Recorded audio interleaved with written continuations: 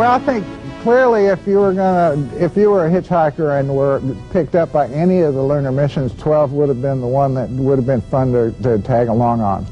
You know, they were all these Navy buddies. I mean, like I think Pete Conrad and Dick Gordon had been wingmates on a carrier before, you know. I mean, like they'd all known each other, flown together, felt comfortable together, and they had a gas.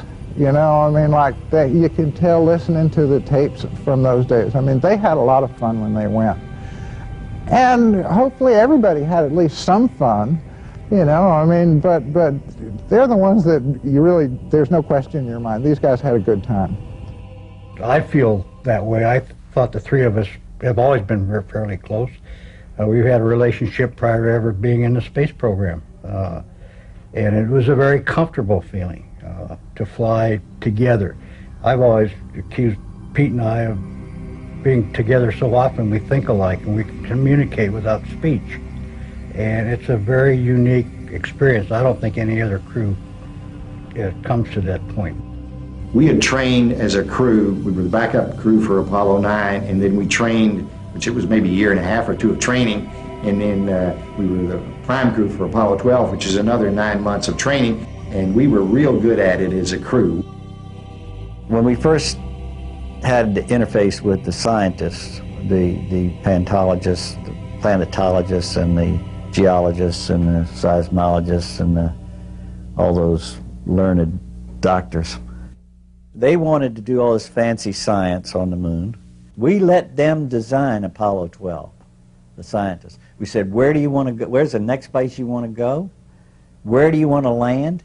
You tell us exactly where you want to land, and we will land exactly there. You go plan the whole damn what you want these guys to do.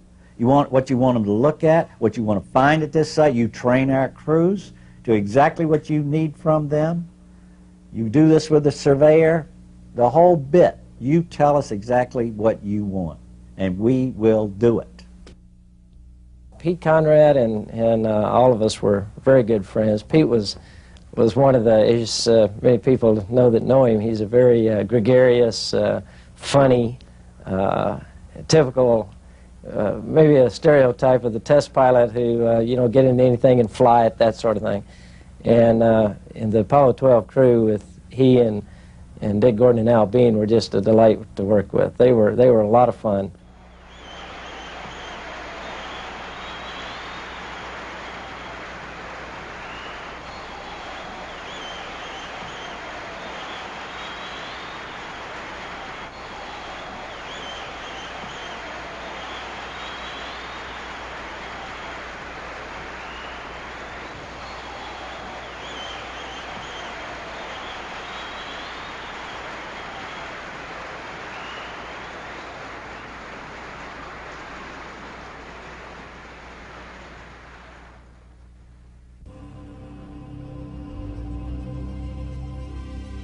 The rocket itself was almost like 40 stories tall, you know, and that's more than the Statue of Liberty. I think it's on a par with the Washington Monument, I'm not sure, and every inch of it is full of exploding fuel. You know, I mean, it's equivalent to sitting on top of an H-bomb or an A-bomb. I mean, or enough of a bomb to where you don't care what kind of bomb it is. I mean, you're gone if it doesn't work right. Here we are, spent all our lives in a risk environment. You acknowledge that fact going in, and you don't dwell on it. You don't let it bother you. If the damn thing blows up, you're going to be dead. That's the least of the consequence. I'd rather do that than get smashed up and spend the rest of my life as an invalid. Spent 6, 7 years eating, sleep, and breathing, doing this job. Sure. And we were really spring-loaded trained. The only time you ever saw anything normal was when you flew the flight. Here are these guys that have spent all their lives learning how to fly, learning to be pilots, be at the controls, and during launch there's really very little they can do except for just strap in and ride it. Getting in the spacesuit in the morning and riding the van out to the pad and riding the elevator up to the top and getting in the command module, all that is so interesting and so amazing. Just thinking about it now is kind of amazing. they're the heart rates that they monitored in mission control. I mean, like almost invariably showed higher heart rates during launch than at any other portion of the flight, including when they would land on the moon. Because when they're landing, they're driving it. You know, when they're blasting off, they're just sitting there. And they were as scared as they ever got. I can recall the fellow in the house of in the mission control was counting down 10, 9, 8, ignition sequence start, 7, 6. Now, he said that, but still his engines are 360 feet away, so I didn't feel anything. And 4, 3. When he said 3, then I began to feel a shaking and a rattling. And when I was observing, as I observed the shaking and rattling, it was more than I imagined. It was more than I thought was safe. And I can recall thinking, maybe this is going to come apart. Maybe this is shaking more than it should. Certainly more than any airplane I'd ever been on. It just was tremendous vibration. And as this ran through my head, I hear him say, 1 liftoff. Pete Conrad reports the York program is in. Tower clear. I'm pitching a roll program and this baby is really going. We launched on Apollo 12, and about 30 seconds into the mission we got hit by lightning. And we never practiced that. No one imagined that could happen in space. And it lit up more caution warning lights than had ever been on any space flight before since. I mean, there was nothing close to this. And they all came on, and Pete started reading them off. And he read almost every light up there, particularly anything that had to do with the electrical system. I don't know what happened here. We had everything in the world drop out. I'm not sure we can get hit by lightning. Fuel cell lights and AC bus light, fuel cell disconnect, AC bus overload 1 and 2, main bus A and B out. It turned out that when the lightning hit, it more or less knocked everything out on the spacecraft. But luckily, the booster wasn't affected, so the big Saturn V kept pushing and getting us up higher, and I thought we might have to abort, but there was no reason to rush into it because we were gaining altitude, which was a safer condition. The curious thing about it is Dick, who normally gives me good advice. He leaned over, he read a few lights, and I'm thinking, maybe he'll tell me what to do. He didn't tell me a doggone thing. He went back and started talking to Pete, and so I was sitting over still not knowing what to do. Fortunately, the ground had a good idea of what had happened. They'd observed it, and they made some suggestions, which I implemented, and everything turned out okay. Al did a great job getting the electrical system back online during the boost phase. So That's right. Really That's the first time you never helped them. I know it. I didn't know what to do.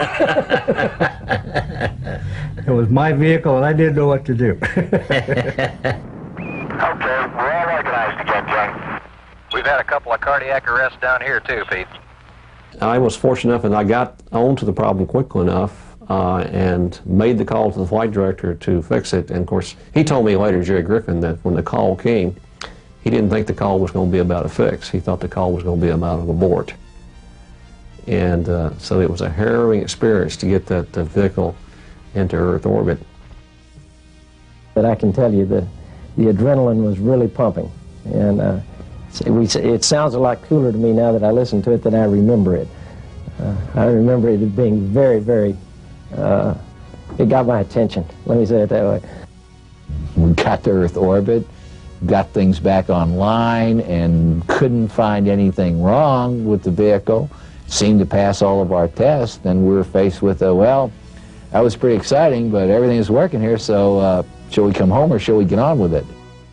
Somebody had said, hey, we'd get struck by lightning, we'd decouple the command and service module guidance from the S4B. We'd go into orbit in that thing, and 3 hours later we'd be on our way to the moon. I'd say, you're crazy. You couldn't check the spacecraft out. There's no way we could do that, yet we did. Apollo 12, Houston, the good word is your go for TLI.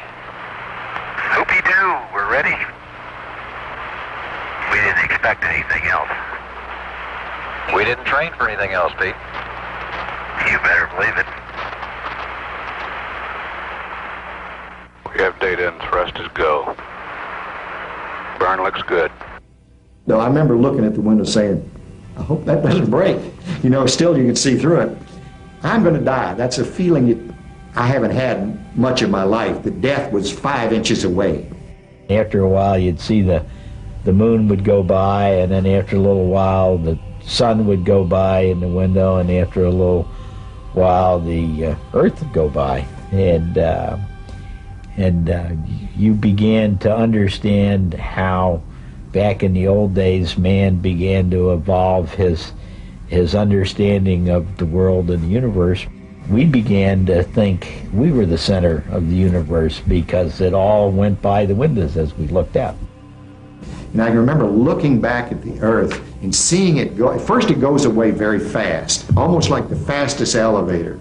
And it's big and it's starting to get small, but it's going away. And you're thinking, boy, everybody's going away that I've ever known. They're going that way, and the three of us are going this way.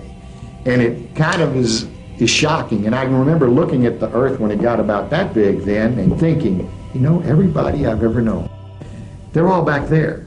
And here we are. There's billions back there. Here we are here. And it's kind of scary, but I wanted to be there, but still kind of frightening. We're trying all these things that we didn't have in Gemini, like toothpaste and shaving, and we're really having a ball up here. Roger. All dressed up and no place to go. Oh, we're going someplace. We can see it getting bigger and bigger all the time. Dick Gordon told me that he had this trick on the way out there because, you know, when you go to the bathroom, you would save a lot of it. You know, they'd have these feces bags, you know, I mean, like that they were supposed to bring home. And Gordon used to put them in the food compartment, hoping that Bean would grab one for a midnight snack or something, you know? I mean, these were guys that they went to the moon with a sense of humor.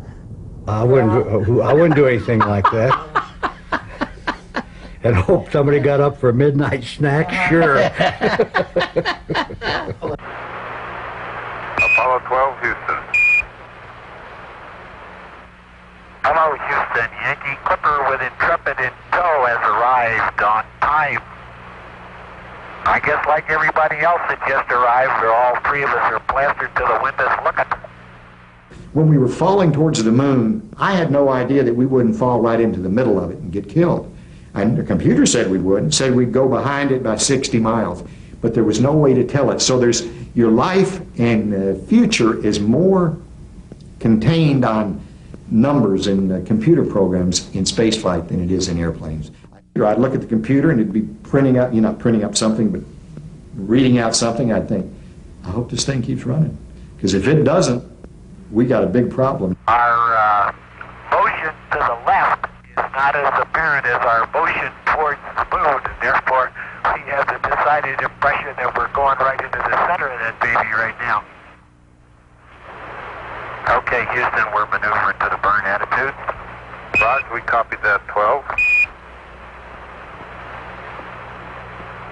We're beginning to go into darkness at this time. Roger, 12. Matter of fact, we're there. Hello, 12, Houston, you're go for LOI. Roger, Houston, go for LOI. Burn checklist is complete to -6 minutes, and we're holding at that point. The whole thing was Neil and Buzz didn't land where they were supposed to. They were 4 miles from where they were supposed to. So it befell on us and engineers to figure out why they didn't land where they were supposed to. NASA decided to demonstrate this by landing near a crater that was a specific crater, a crater where a Surveyor unmanned spacecraft had landed some 33 months earlier. So they targeted us for this crater, and we targeted for the center of this crater, which was 656 feet in diameter. And I can remember us thinking, boy, I don't know where we're landing, but it'd be nice if we landed near there. Not in the middle, but we'll target there. They picked Surveyor 3 because it was way down a Copernican ray, and they thought that the material around that came from deep within the crater Copernicus and would not be the same as lunar surface material. So that's how the site actually got evolved down to the particular Surveyor 3. 5, 4, 3, 2, 1. Houston out, over.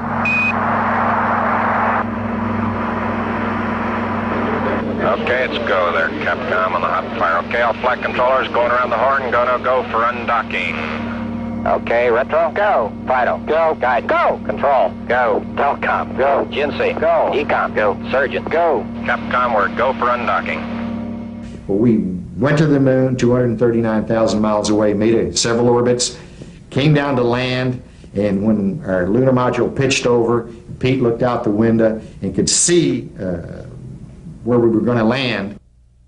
Pitching over at 7,500 feet, expecting to see the snowman crater pattern and seeing 10,000 craters out there. I'll never forget that, and not having the foggiest idea where it was. Okay, you're out at 19,000 feet. I got some kind of a horizon out there. I got some craters too, but I don't know where I am yet. Okay. In a Viper P-64. Okay. I'm trying to cheat and look out there. I think I see my crater. Hey, baby. I'm not sure. Coming through 7. I read from the computer a system of numbers, which he could look through some marks on the window with and see where, if we didn't touch it, where it was actually going to land. He looked through the window and we would land right in the center of Surveyor Crater, just where we were targeted. Hey, there it is. There it is. Son of a gun, right down the middle of the road. Outstanding. 42 degrees, Pete. Hey, it started right from the center of the crater. Hey, look out there. I can't believe it. Amazing. Fantastic. 42 degrees, babe. Just keep talking. Slide it in. Coming down at about 99 feet a second. You're looking good. Okay, go for landing. Over 1. Roger, okay, Roger. 40 degrees, LPD, Pete. 40 degrees. So fantastic, I can't believe it. Getting to land. That's the shortest flight time in the world, that 1 minute and 30 seconds or less, whatever it was you had on the stick. That's the only time you flew it. And I really did have to fly it. That where we were supposed to land was not suitable. It had big boulders in it, and I had to fly it a little bit further around. Hey, you're really maneuvering around. Yeah. Come on down, Pete. Okay. 10% fuel. 200 feet. Coming down at 3. Come on down. Okay. 180 feet. 9%. You're looking good. Gonna get some dust before long.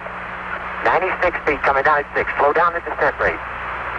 80 feet, coming down at 4. You're looking good. 50 feet, coming down. Watch for the dust. 40 coming down at 2. Looking good. Watch the dust. Coming down at 2 feet. You got plenty of gas, dude. Hang in there. 30 seconds. 18 feet, coming down at 2. He's got it made. Come on in there. 24 feet. Contact light. Roger, copy contact. Pro. Yeah, pro. To go back to Apollo 11, a newspaper person who was a friend that was also foreign, and I thought had reasonably leftist leanings, and anyhow, we were having this discussion, and this person was absolutely convinced that the United States government propaganda office somewhere had written these great words for Neil to say. That's one small step for man, one giant leap for mankind. Then I said, okay, if you think that that's the case, we'll sit down here and we'll figure out what I'm going to say. So I figured I'd say something to the effect, it may have been a little one for Neil, but it was a big one for a little fellow like me, seeing I was the shortest person in the office. Down to the pin. Okay. And that may have been a small one for Neil, but that's a long one for me. I bet this person $500, which was a reasonably large sum of money in those days. I thought that if I could get $500 off a communist, that was probably pretty good. Person then realized that there wasn't propagandists, but they reneged on the bet, and I never won the money. I was never paid. Hey, Al, you can work out here all day. Just take your time.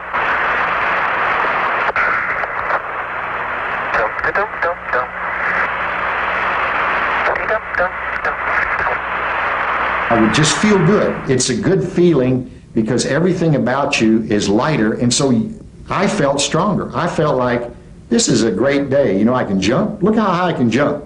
Look at how light this is. I just grab this and move it over here, and normally it's pretty heavy. So it gave me a feeling of being strong and fast, and feeling good. Man, does that limb look small back there? Pete, now we show you're 1,200 feet from the limb. Okay. You know what I feel like, Al? You ever see those pictures of giraffes running in slow motion? That's exactly what I feel like. They tried to rush through and get us the first color television camera. And it was the old system, you know, it was a camera that had a color wheel in it, and for all our training, all we had was a block of wood. And I think this camera showed up like 3 days before the flight, and Al and I never laid eyes on it. Okay, what change did you make? I hit it on the top with my hammer. I figured we didn't have a thing to lose.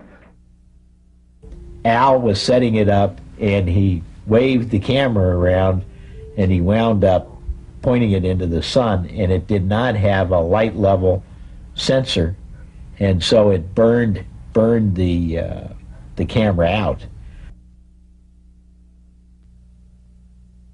Being on the moon is you're unprepared for visually what everything looks like. I mean, like, there's no sense of scale or distance, you know. I mean, like, even out in the desert, you know, you see a telephone pole a half a mile away, you know. I mean, to where, like, that telephone pole cues you what your distances are. There's nothing on the moon.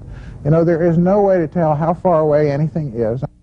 Shortly after the flight, somebody asked him, how did you guys navigate on the moon? And Al said, I don't know, I just followed Pete.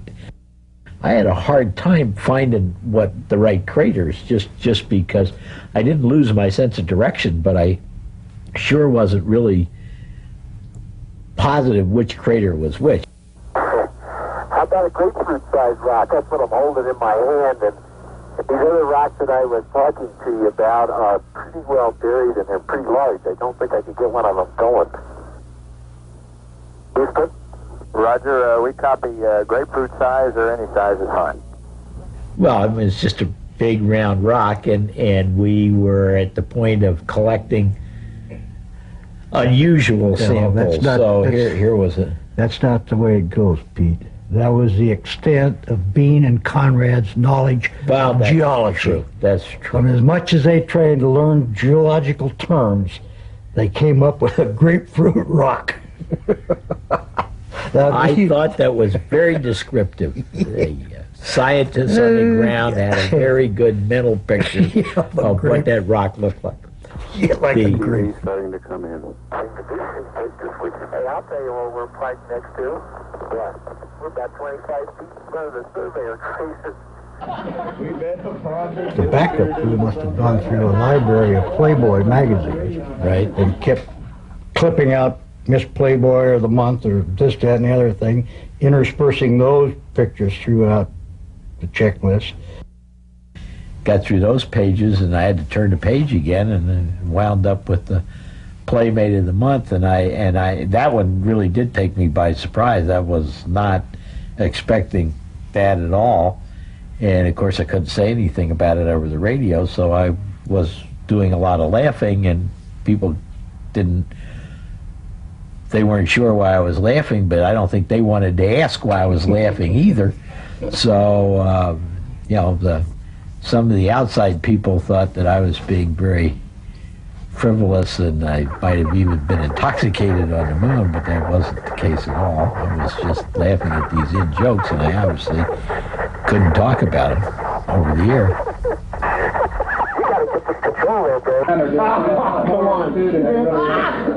The several times that I fell down up there, usually from backing up and hitting a rock or something like that, I would fall so much more slowly on the moon than I did on the Earth, that I never was in danger of puncturing myself. If I started to fall backwards on Earth, I'd just go plunk.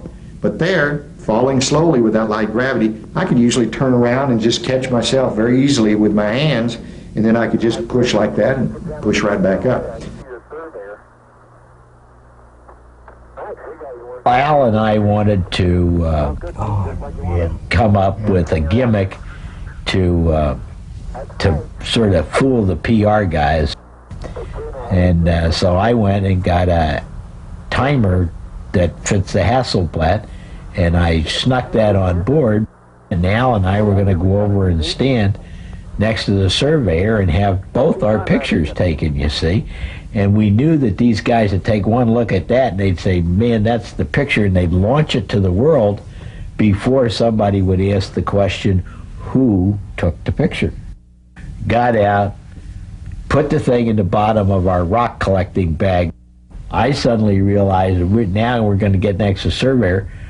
I got to get that timer out of the bottom of this bag, which is now completely full of rocks.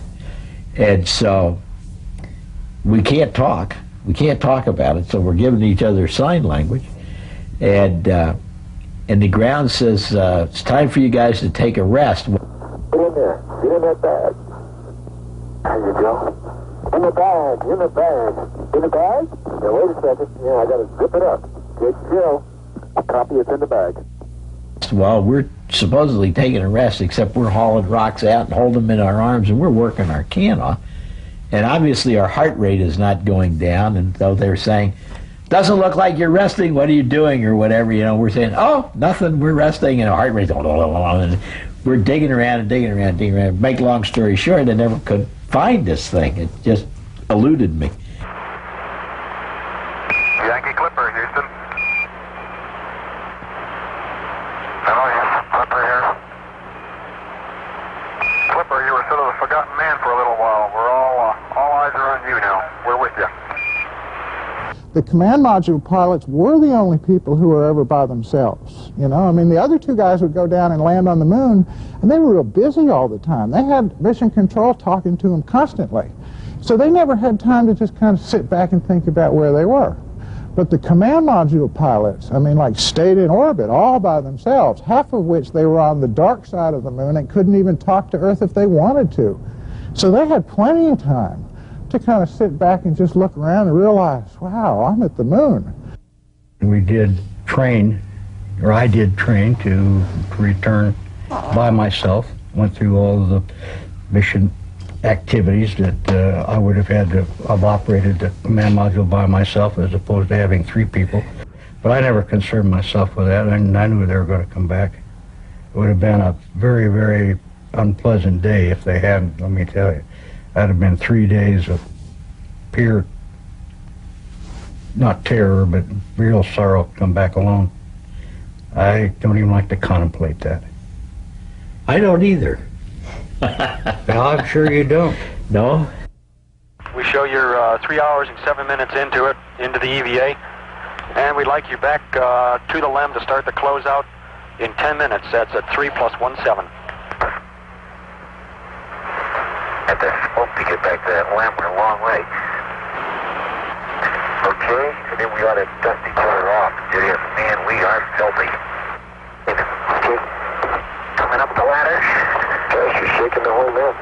Sorry about that. They're back inside getting ready to go, and of course, you know, I mean, they've got their big checklist, and Bean is working like crazy, so he's got everything ready to go about 2 hours beforehand. And he's got nothing to do but sit there and be nervous. And the ground wasn't saying anything, and all of a sudden, I began to think, do we still have radio contact, you know, with the ground? Because nobody had said anything for quite a long period. So we called him and asked him, and Pete said to me, I can remember him saying, you getting a little nervous? I said, yeah. But you'll get over it. I said, you know, this is your first ride. I said, besides, Al, if it doesn't light, look at it this way. We become the first permanent monument to the U.S. space program on the moon. I said, yeah, that makes me feel real good. Conrad had just sort of scratched that itch for a couple hours, you know. I mean, like, that's the way astronauts were, you know. I mean, and of course, you know, 12 went just fine. Pete punches the button, 5 seconds, big bang as these bolts blow. And so looking out the window, it was like riding a very fast elevator. And so up we go off the moon. And I'm looking out the window, and I'm looking at the computer and looking out the window. And as we go up, it goes up to 60 feet, about straight up. And then it pitches over, it starts to get velocity. We had to burn 6 minutes and 5 seconds to get into orbit. And there's no gauges really on your ascent stage engine to see how it's doing. The idea being, if it isn't doing okay, what are you going to do about it? 316 feet above the lunar surface. Really? You're just quiet. File, I don't know what. Mark, 30 seconds. 30 seconds, 177. 1,594 feet above the lunar. That's pretty good. We're on our way. And in 1 minute, all right, 20 feet. Okay. And Pete leaned over to me and he says, you know, Al, how would you like to fly this thing? And I thought, well, that'd be fun, because I hadn't flown it up to that time. I'd just been doing my part of the job. And so as I started to put in my first thrust, I said, wait a minute, the people down in Houston at Mission Control aren't going to like this. And he said, don't worry, we're on the backside of the moon, they'll never know it. And sure enough, he'd thought of everything. And so I flew it around a while and felt good to do it. It was just a good memory of a commander that thought about his lunar module pilot and wanted to get him to enjoy the flight.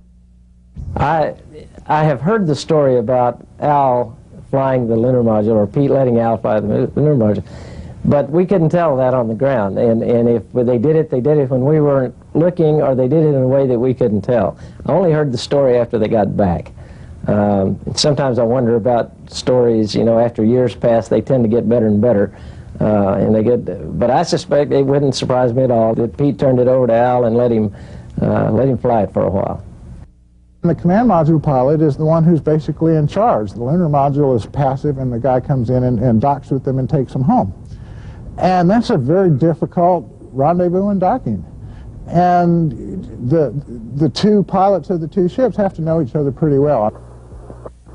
I'll say everything's tied down, but man, oh man, is it filthy in here. We must have 20 pounds of stark dirt, all kinds of junk. Mr. Pete, that'll be an interesting zero-G.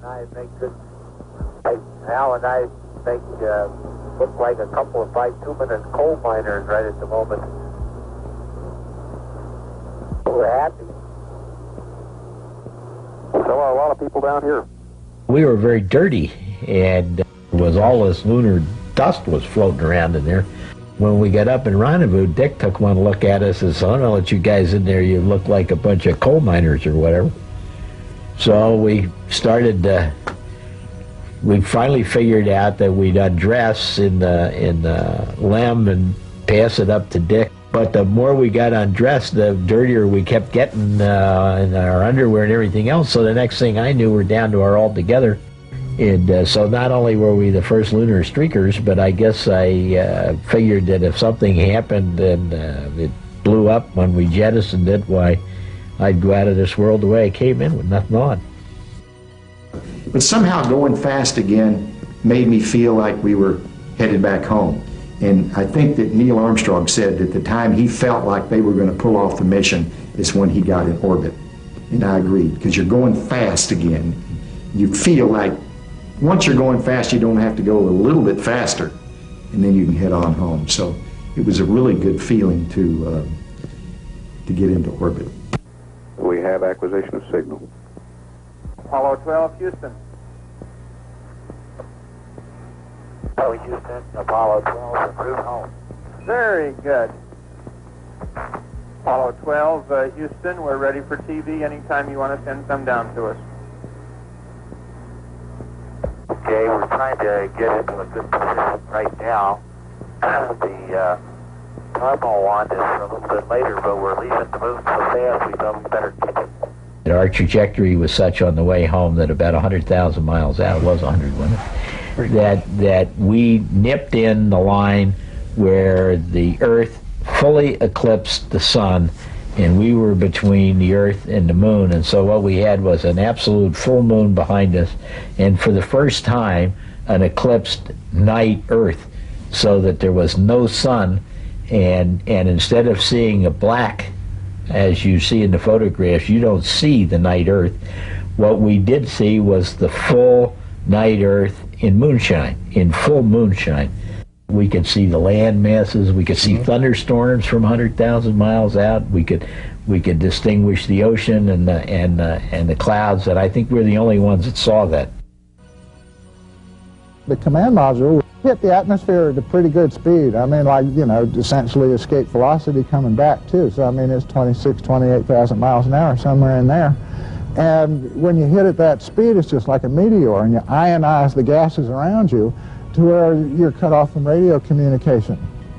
And normally it's about 3 minutes. As far as I'm concerned, the most spectacular part of the mission that I experienced was the re-entry and landing. I mean, that is spectacular. Coming back in at 36,000 feet per second, 25,000 miles an hour, and you are hauling the mail across the surface of the Earth. I remember this spectacular green ionized flame pattern that was 20, 30, 40, 50 miles long. I don't know how long that thing was. When we looked down at the islands in the South Pacific, they were going by so fast, it was unbelievable. And the dynamics of it is so rapid. You hit the atmosphere, and 8 minutes later, the parachutes are open. So it's a very, very rapid event.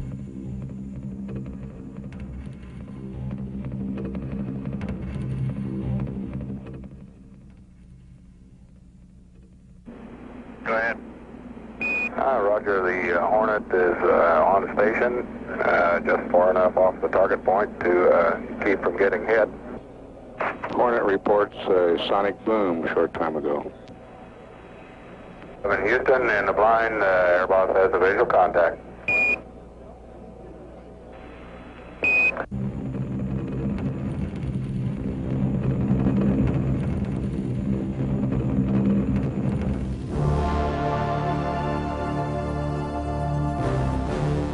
One of my jobs, sitting in the right-hand seat with a little window in front of me, was to take a 16mm camera and mount it in the window. After the main chutes came out, take and dismount the camera and set it in a bag next to my seat. During the entry, everything went as planned, but somehow I got behind the checklist, and when it came time to dismount the camera, for some reason, I decided not to take it off the bracket and put it in the bag. When we hit the water, that camera and bracket came off the mount, which I didn't know it would do, but such a hit, and it hit me right here. In fact, I thought that if that thing had hit me in the middle of the head, it might have killed me, because it really came off there. And fortunately, it hit me a glancing blow, and apparently it knocked me a little unconscious. It was luck, because I think if I'd had a little bad luck, I could have gotten killed right there just because I didn't follow the checklist.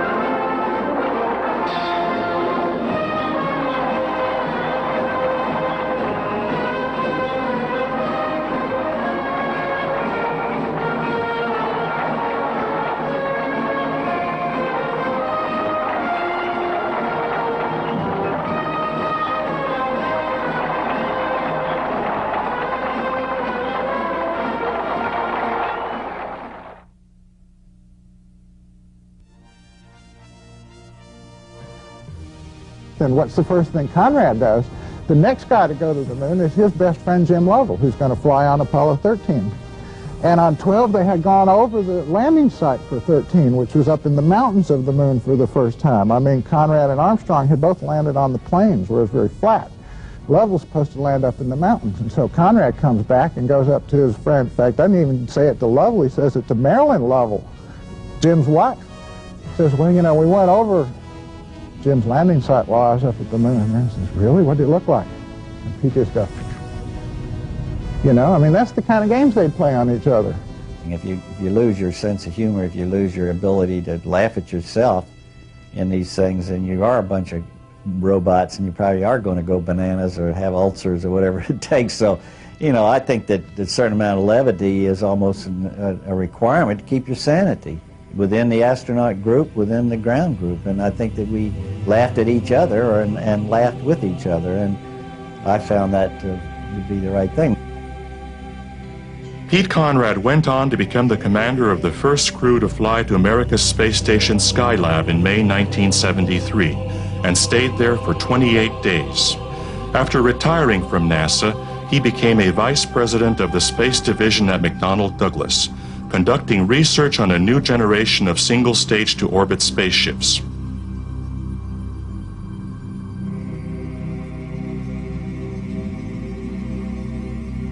Alan Bean became the commander of the second mission to Skylab in July 1973 and stayed there for 59 days. After leaving NASA, he has pursued a career as an artist, painting dozens of scenes from the Apollo missions, portraying the feeling and adventure of what the Apollo program was all about. Dick Gordon was originally slated to become the commander of the Apollo 18 moon mission, but all of the lunar trips after Apollo 17 were canceled in the budget cuts of 1972, and he never flew again. After leaving NASA, he joined a Japanese company, helping them to gather American and Russian space artifacts for a space museum and theme park in western Japan. Apollo 12's tremendous success with a pinpoint landing on the moon, flawlessly setting up several scientific experiments on the lunar surface, and bringing back almost 100 pounds of moon rocks, set the standard of excellence for all subsequent Apollo missions. It's like a bunch of, you know, teenagers going on a camp out, you know, is sort of the attitude that they went into it with. And they really did have a good time. And still did everything they were supposed to do. I mean, did a terrific good job. You know, you can enjoy yourself in life and you know, still do a good job. And they really proved it. You can go to the moon and enjoy yourself and still do a good job.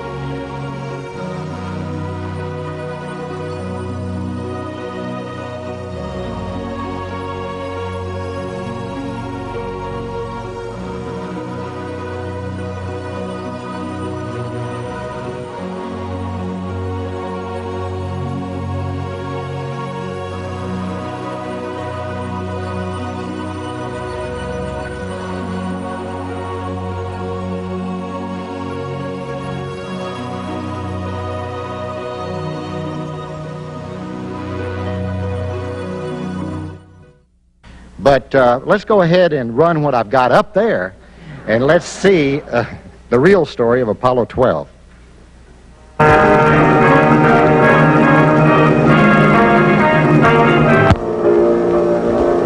Hundreds of hours of training mind and body for the task ahead. Apollo 12, man's second landing on the moon. For on the moon, the United States astronaut is on his own. There is no one to get him out of trouble. He is his own man, no mere puppet of the scientific community. He is an individual with no strings attached. But it is in these endless simulations that the skills are learned, skills that may one day mean life or death on the moon. And while Pete Conrad trained with great dexterity,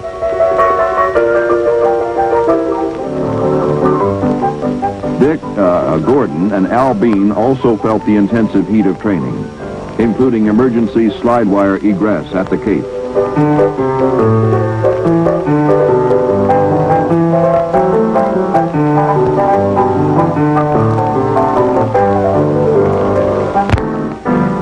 Now, on November 14th, 1969, three heroes struck out for the launch pad. Pete Conrad, Al Bean,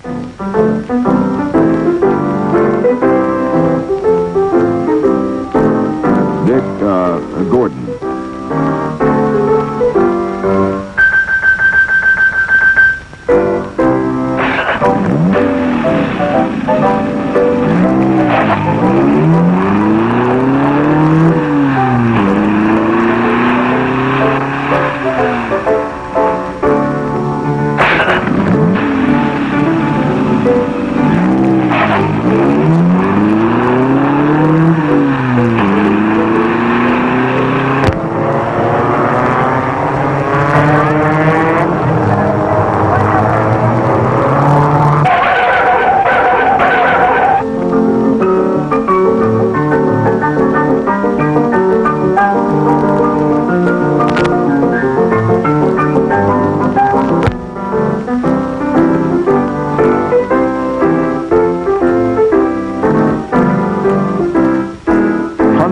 hours of rehearsals and simulations had gone into making the countdown the precise operation it had become. Every second was critical.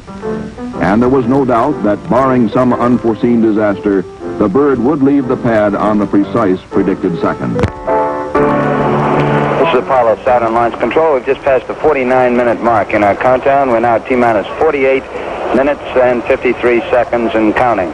The count is going well, but the weather appears to be deteriorating. However, we are still counting. 47 minutes, 30 seconds and counting. The Apollo 12 spacecraft and that Saturn V launch vehicle at Pad A all still going well at this time. Pete Conrad has completed his guidance and control checks in the spacecraft. The roll program and this baby is really going. With a precision that exemplified the entire mission, the three adventurers of Apollo 12 lifted off.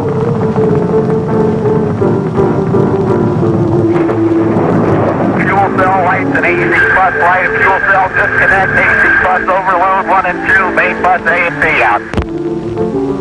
Hello, Houston. Yankee Clipper with Intrepid in tow has arrived on time. I guess like everybody else that just arrived, or all three of us are plastered. Shame on you. Now it was time for landing. On Earth, scientists waited with great anxiety for this landing of the first truly scientific mission to the moon. Hey, cloud speed coming down at 30. Looks good out there, babe. Looks good. On board the lunar module, there was an atmosphere of grim determination, plus oxygen and a few trace elements. Conrad was determined to land at the site called Pete's Parking Lot. In switching to an alternate landing site, Conrad showed an aptitude for real-time decision-making that exemplified the entire mission. Looking good. 50 feet coming down. Watch for the dust. He's got it made. Contact light. It was touchdown on the moon. I did it. Set it down. Set it down and it didn't fall over. I can't believe it. It's a nice place to land. I sure couldn't see what was underneath us once I got into that dust. With the lunar module down safely, Dick Gordon began his lonely vigil. 60 miles above the moon, 250,000 miles from home. An unsung hero, he whiled away the lonely hours while his buddies on the moon got the glory. And what would he get? A sense of accomplishment and satisfaction that comes with his spirit of self-sacrifice. A spirit that exemplified the entire mission. Thus did Dick Gordon become the first Mo astronaut.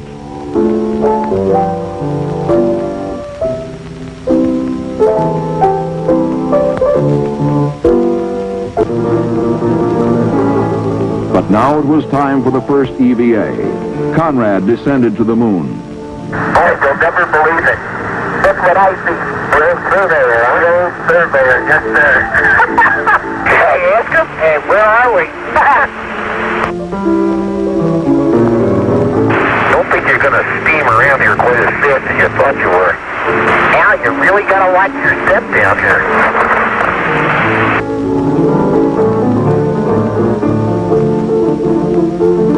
Now, Conrad collected a contingency sample and began the first of a series of scientific descriptions that would astound the earthbound scientists.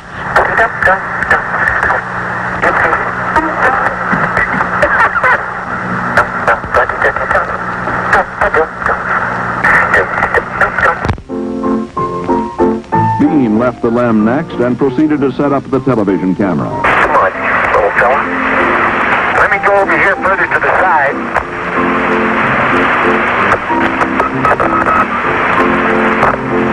Still is the same, Al. Why don't you try shifting the scene? Okay, can you check and see if it reflects too much, and if it does, I'll have to go stick it in the shade, and then maybe shine past the limb. Of course, that makes it not too good either, but maybe it's the best we can do.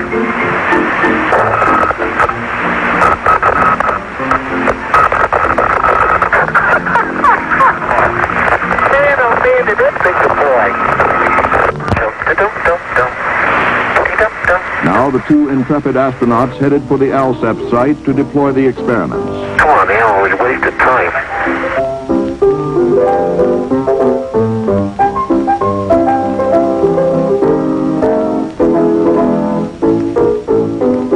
Then they spotted something. One of the most fascinating discoveries of the mission. Hey, there's another one of those mounds over there. Where? What do you suppose they are? I don't know. Houston, what they are, they're just sort of mounds. Look like, don't take this the wrong way. It looks like a small volcano.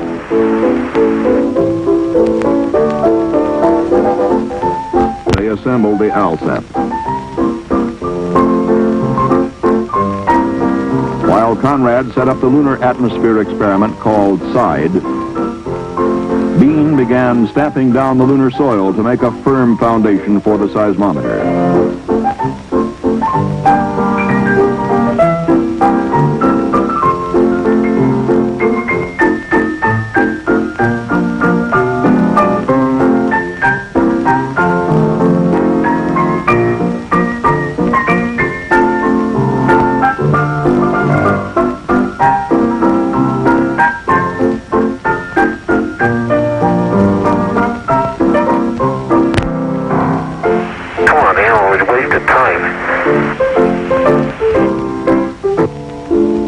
Later, Conrad and Bean went out again. It was during this second traverse that they continued to astound the scientists with their pithy descriptions and superb terminology.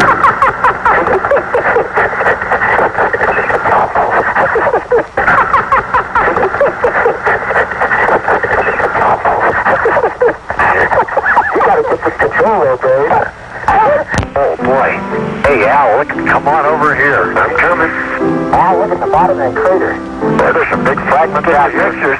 It looks to me like stuff is melted in the bottom of it.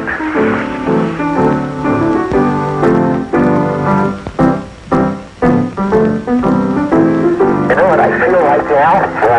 You ever see those pictures of giraffes running in slow motion? That's exactly what I feel like.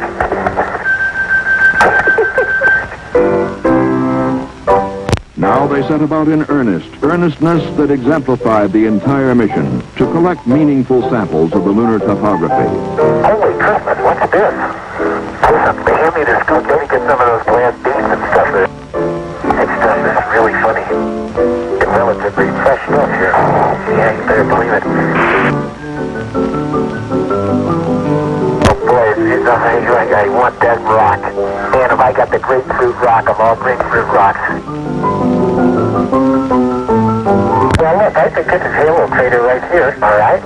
But this is a 20 feet diameter. Is it right on the rim of the Surveyor Crater? I can't believe we're at the right place. I'm not sure we're at the right place here. Let me look at the top of this hill here. This is Surveyor Crater. Let me look at the chart. Yeah, I'm trying to find the right crater, Houston. I think it's that area right over there. Sure.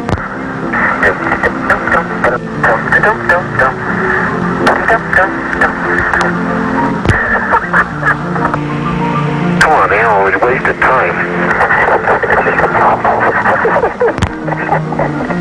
I don't think really think this is the right place. No, I'm going in about the right direction. No, that's not it either. Well, we stop here and look at the chart a little bit. We're close.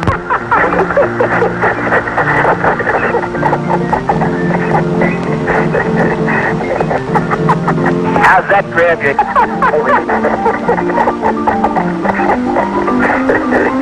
So they wrapped up their expedition and headed back to the LEM.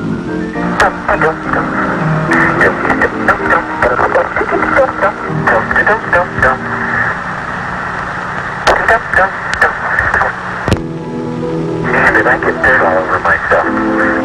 This is what is known as dirt. Man, we are filthy. What have you got all over your boots? Now they re-entered the lunar module and prepared for liftoff. Yeah, okay, let's quit screwing with it.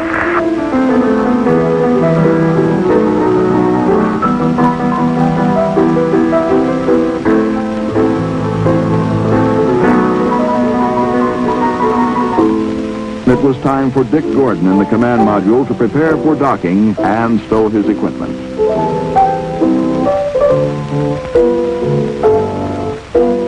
So once more, the intrepid crew arrived back at Earth for re-entry with an accuracy and precision that exemplified the entire mission. Now, can you find Earth? Where's Earth? Where is Earth?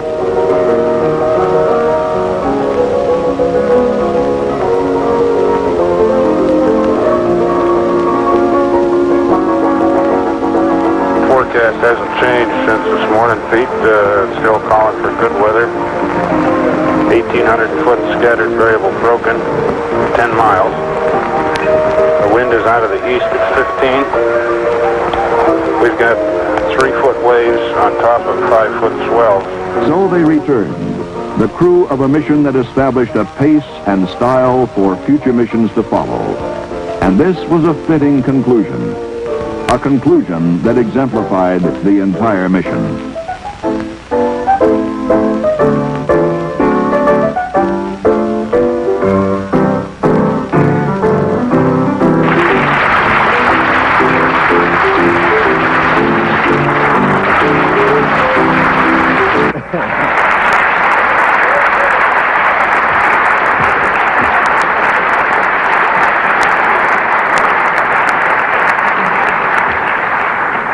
Now, that film was made courtesy of our backup crew, which was Dave Scott, Al Worden, and Jim Irwin. So they're the producers, directors, and the cast members.